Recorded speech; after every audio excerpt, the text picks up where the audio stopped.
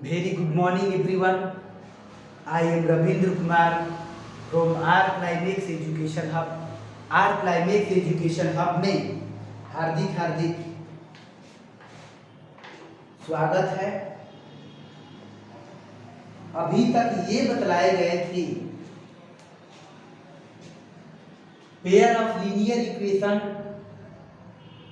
Two variable mathematics class 10th के pair of linear equation two variable part 2 तक बतलाए गए थे।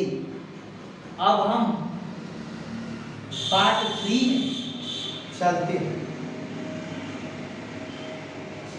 पार्ट 3 में ये बतलाए जाएंगे एनसीईआरटी की प्रॉब्लम। वैसे प्रॉब्लम जो एनसीईआरटी के हैं, एनसीईआरटी के प्रॉब्लम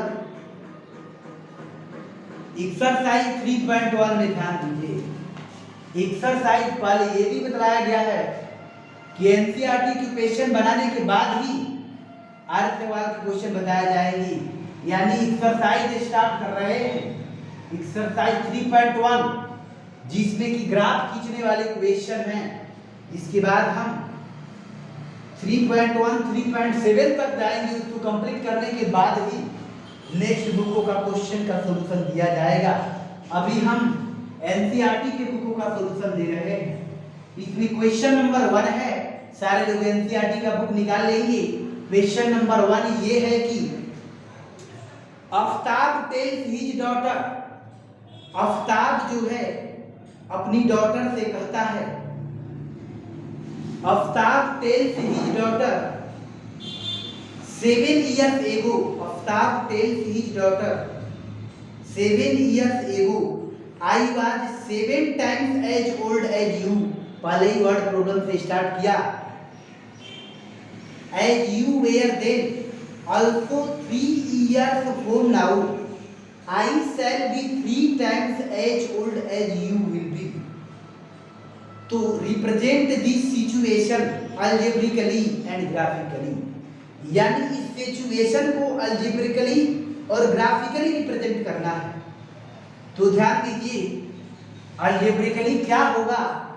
यानी अलजेब्रिक जो है a1x अलजेब्रिक फॉर्म में करना ही अलजेब्रिक होता है। यानी a1x plus b1y plus c1 equal to 0 और a2x plus b2y plus c2 equal to 0, यही जो है अलजेब्रिक फॉर्म है। और इस अलजेब्रिक फॉर्म में करना ही अलजेब्रिक एक्सप्रेशन कहलाएगा। और ग्राफिकली इसका मतलब ग्राफ भी खींचना है। तो पहले ध्यान दीजिए हम क्या करेंगे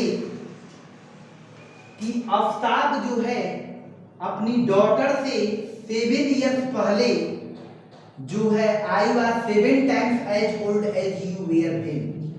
अभी जिस समय जितना एज की है उस समय आफ्ताब का एज 7 वर्ष पहले का एज का 7 है। इसका मतलब हम दोनों का एज सेपरेट मानते हैं। Let present age of Aftab be x year. Late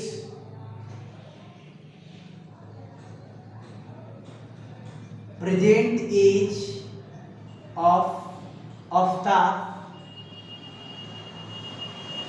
B x year and present age of, यही बात, present age of Aftab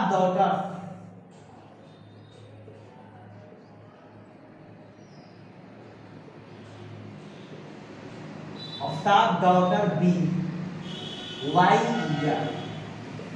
Aftab के डॉटर का हम वाई ईयर मान लिए, आफ्ताब का एज x ईयर मान ली। अब हम कंडीशन के अकॉर्डिंग चलते हैं। कंडीशन फर्स्ट,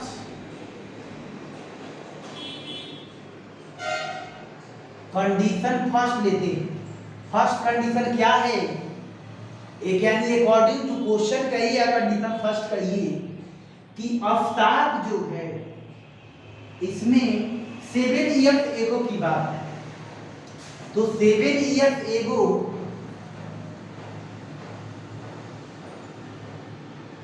7 ईयर्स एगो करते हैं, यानी x माइनस 7। 7 ईयर्स एगो का मतलब x माइनस 7।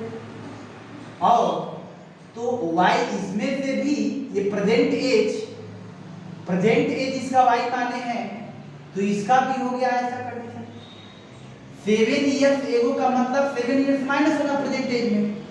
इसके बाद कंडीशन में दिए गए कि जो आफ्ताब का एज है, आफ्ताब का जो 7 ईयर्स एज का जो 7 ईयर्स बिफोर यानी एगो का जो एज था वह इसके 7 ईयर्स एगो का एज का 7 टाइम्स के इक्वल था। ये कंडीशन फर्स्ट हो गया। इसके बाद तो हम कैलकुलेशन कर लेंगे, तो x तो ये 7y माइनस 7 7 जा 49, तो कैलकुलेशन करते हैं x माइनस 7y ये हो जाएगा माइनस 42, क्योंकि माइनस 49 एक प्लस 47 माइनस 42 हो जाएगा, ये एक इक्वेशन हो जाएगा, ये तो क्लियर मालूम चलता है। फिर अब दूसरा इक्वेशन देखते हैं, यही अलजेब्रिक हो गया, यही अलजेब्रिकली यही। अब कंडीशन सेकेंड में चलते हैं। इसमें क्या कह रहा है कि 3 ईयर्स हो, यानी कि 3 ईयर्स लेटर, 3 ईयर्स लेटर का मतलब 3 ईयर्स बाद, तो x प्रेजेंट एज है, तो ये क्या हो जाएगा x प्लस 3, ये y प्रेजेंट एज है तो y प्लस 3। ये अकॉर्डिंग टू क्वेश्चन कहा कि जो 3 ईयर्स के बाद उसके डॉटर का एज इसके एज के 3 टाइम्स के बराबर, तो 3 टाइम्स से मल्टीप्लाई कर दिए, कैलकुलेशन कर लेंगे x प्लस 3 ये हो जाएगा ये 3y, ये 3 3 जा 9 हो जाएगा, x minus 3y, x minus 3y और 9 में से 3 गया 6, यह सेकेंड इक्वेशन हो गया। तो x minus 3y second equation हो गए। इसके बाद हम कैलकुलेशन करते हैं, इसके बाद हम कैलकुलेशन करेंगे। ये अलजेब्रिकली तो हो गया, यानी एक तो आंसर हो गया। फिर इसमें कहा है ग्राफिकली, इसका मतलब आपको ग्राफ भी खींचना पड़ेगा, इसका मतलब आपको जो है ग्राफ भी खींचना पड़ेगा। तो ये जितने भी ये बताए जा रहे हैं ये सब ग्राफ पेपर पर ही बनाने होंगे, ये जो है ग्राफ पेपर पर ही बनाने होंगे। तो अब इसके बाद हम ग्राफ लिख करना है तो फॉर्मेट ले लेते हैं। फॉर्मेट कैसे बनाते हैं ध्यान दीजिए। जैसे इक्वेशन फर्स्ट है तो इक्वेशन फर्स्ट में ले, इक्वेशन फर्स्ट तो यही है, यानी x minus 7y minus 42 equation first है। यदि ले लेते हैं, अब ऐसा फॉर्मेट बनाते हैं,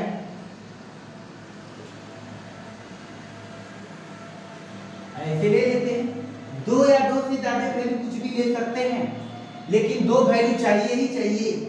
यदि हम x0 लें, x0 यदि लेते हैं तो y क्या हो जाएगा, तो इसमें x प्लस 42 इधर 7y y इक्वल टू निकाल कर रख देते हैं, ये हो जाएगा यहाँ पर 7 रख।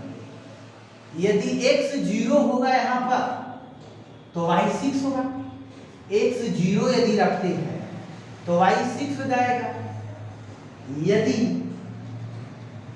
अब हम ऐसा भी कंडीशन ले कि यदि ये 0 ले ले, यानी x माइनस 42 यदि ले लिए जाए, x माइनस 42 माइनस 42 ले लिए जाए तो ये 0 यानी y 0 हो जाएगा। 2 वैल्यू तो ले ली, और भी वैल्यू ले सकते हैं। इसके बाद इस इक्वेशन का ग्राफ के लिए फॉर्मेट बना, इसको ग्राफ पेपर पर ग्राफ ड्रॉ कर लेंगे। फिर इसके बाद दूसरा है, इसके बाद दूसरा क्या है इक्वेशन कि x minus 3y equal to 6, ये इक्वेशन सेकंड। इसमें भी हम कर लेंगे कि x माइनस 6 ये हो गया 3y, y equal to x minus 6/3, ये ऐसी कंडीशन है। इसके बाद ये फॉर्मेट x हो गया y। यदि हम इसमें x इक्वल टू 6 ले तो y क्या हो जाएगा, 6 में से 6 0। यदि x इक्वल टू हम x इक्वल टू यदि 3 लें, x इक्वल टू 3, तो ये हो जाएगा -1, यानी ये -3/3 -1। दो से और भी ज्यादा वैल्यू ले सकते हैं। वैसे दो वैल्यू एटलीस्ट कम से कम दो वैल्यू चाहिए और इसका हम ग्राफ खींच सकते हैं। इसका हम ग्राफ जो है आसानी से खींच सकते हैं। अब इसको ग्राफ पेपर पर ग्राफ ड्रॉ कर लेना होगा, इसमें तो कोई जरूरत ही नहीं होगी। तो ध्यान दीजिए, अब ग्राफ खींचने के लिए इसको एक तो ग्राफ खींच भी देते हैं। इसके बाद हम आगे की तरफ दूसरे वाले क्वेश्चन में खुद सेल्फ ग्राफ ड्रॉ करने के लिए कहेंगे। तो ध्यान दिएगा, इसी को हम ग्राफ खींचते हैं, इसको स्क्रीनशॉट ले लेंगे, इसके बाद ग्राफ इसका यहाँ पर लेते हैं। तो अब ध्यान दीजिएगा, ग्राफ खींचते हैं, इसी क्वेश्चन में अभी बाकी है, ये न्यू क्वेश्चन अभी नहीं है, यही क्वेश्चन है। इसका ग्राफ ड्रॉ कर हम बता दे रहे हैं कि फर्स्ट इक्वेशन का ग्राफ ये है।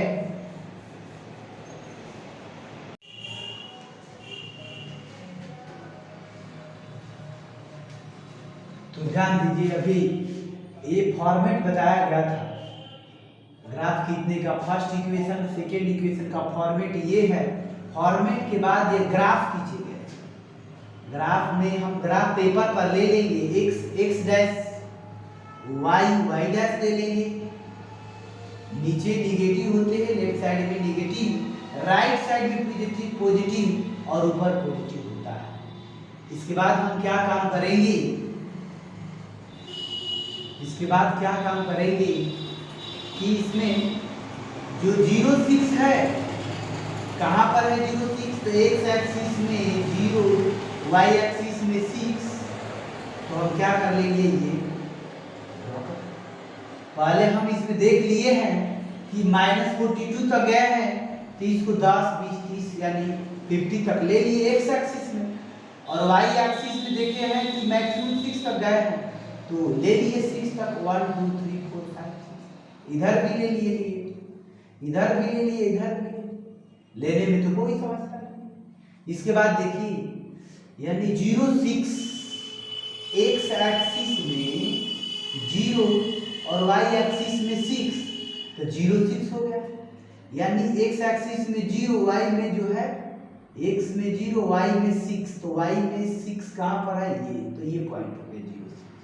दूसरा क्या है, -42 0, तो x एक्सिस में -42 यहां पर, y में 0, ये मिला, समझ में आई। तो ये दो पॉइंट मिला, तो स्ट्रेट लाइन ड्रॉ कर लेंगे।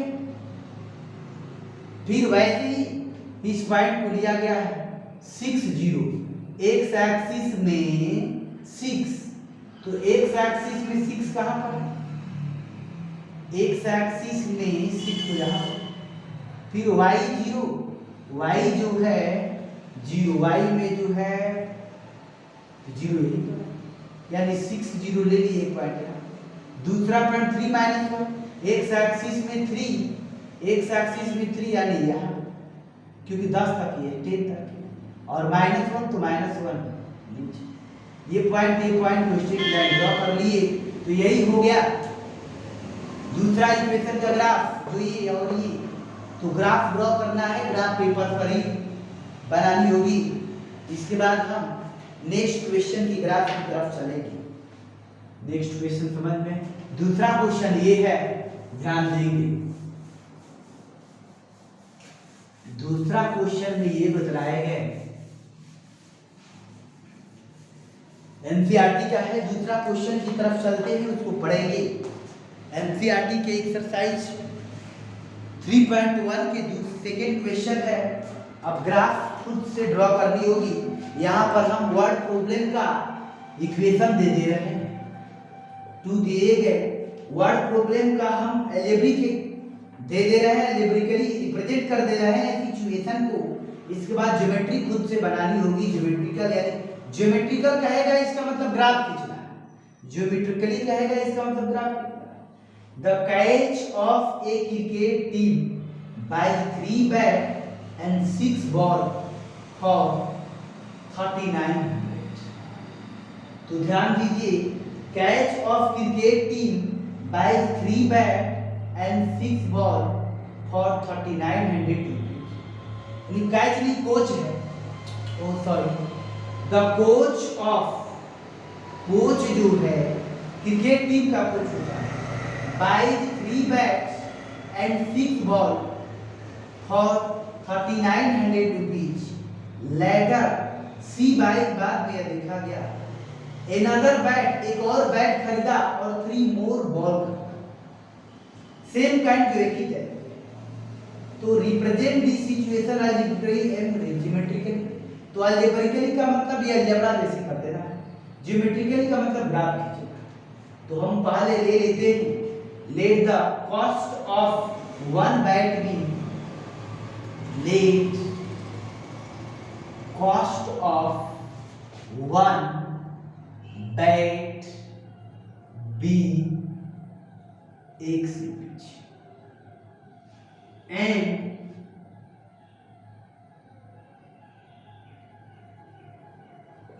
cost of, let cost of 1 bat be X rupees and cost of 1 ball be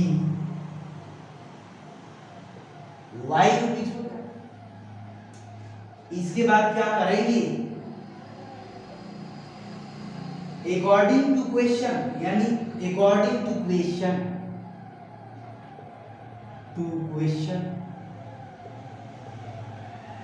according to question, condition first है कि 3 बैट्स तो 3x, 1 बैट का X रुपीज तो 3 बैट का 3x, 1 बैट का Y रुपीज तो 6 बैट, आइए 3900 रुपीज है तो 1 इक्वेशन हो। फिर इसके बाद 3 बॉल, तो 3 बॉल, इसमें 1 बैट यानी 1 बैट,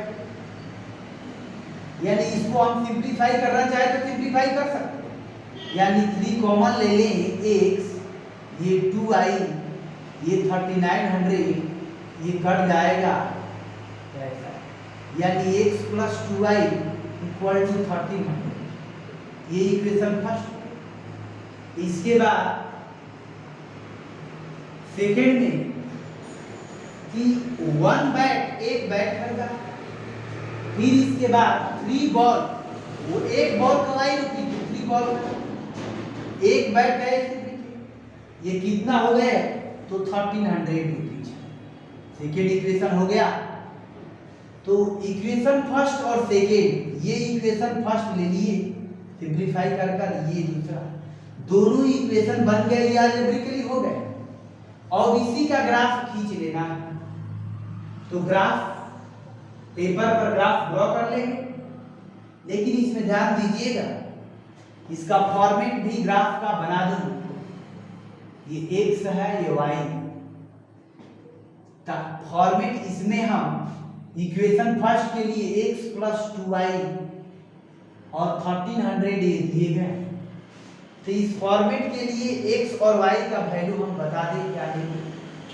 तो वैसे वैल्यू तो कुछ भी ले सकते हैं, लेकिन ऐसे वैल्यू को ले, जैसे इसमें x इक्वल टू 0 लिए जाए तो ये 13 है, ये 0 यानी ये हो जाएंगे 650, ये तो क्लियर है।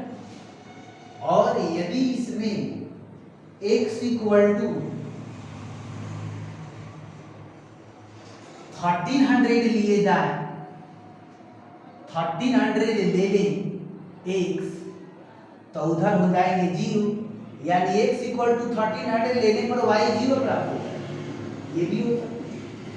x इक्वल टू यदि 100 ले लिए जाए, x इक्वल टू 100, तो ये 1200 यानी ये 600 हो जाएगा, ये भी आता है। ये इसका फॉर्मेट है। फिर इसका फॉर्मेट बना दूं, यानी x प्लस 3y और 1300, तो ये फॉर्मेट, ये हो गया x, ये हो गया y, तो इसमें ये 3y है, इसमें y का हम कर देते हैं। यदि x इक्वल टू 400 ले लेते, तो x 400 लेंगे, x 400 तो इसमें कितना बचेगा 900, 900 में 30 यानी 300 बचा है, यानी ये 300 हो जाएगा। यदि x 1300 ले लें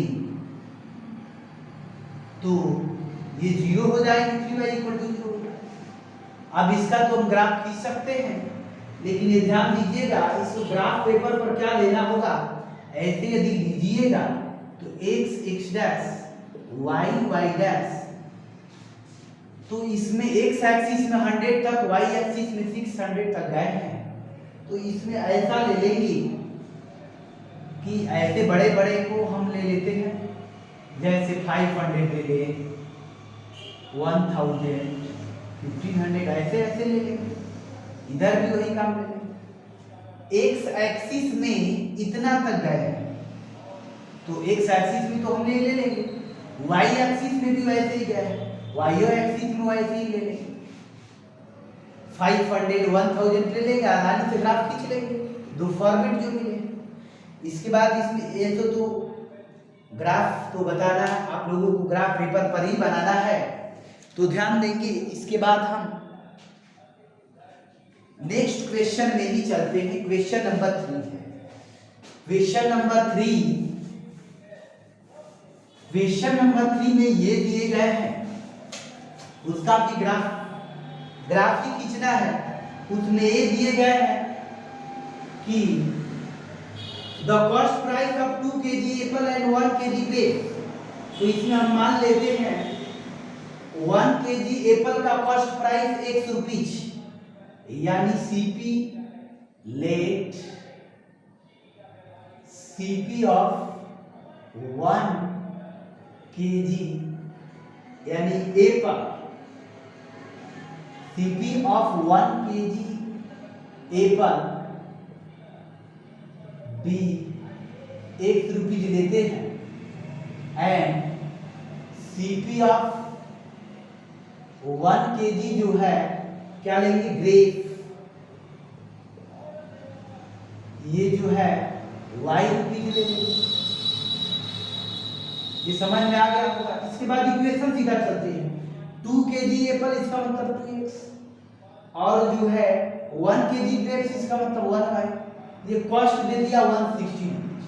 फिर इसके बाद कहा है दूसरा कि 4 kg एप्पल यानी 4x, इसके बाद कहा है 2 kg ग्रेप्स यानी 2y, ये ₹300 में। तो दूसरा इक्वेशन, फर्स्ट इक्वेशन ये अलजेब्रिकली हो गया।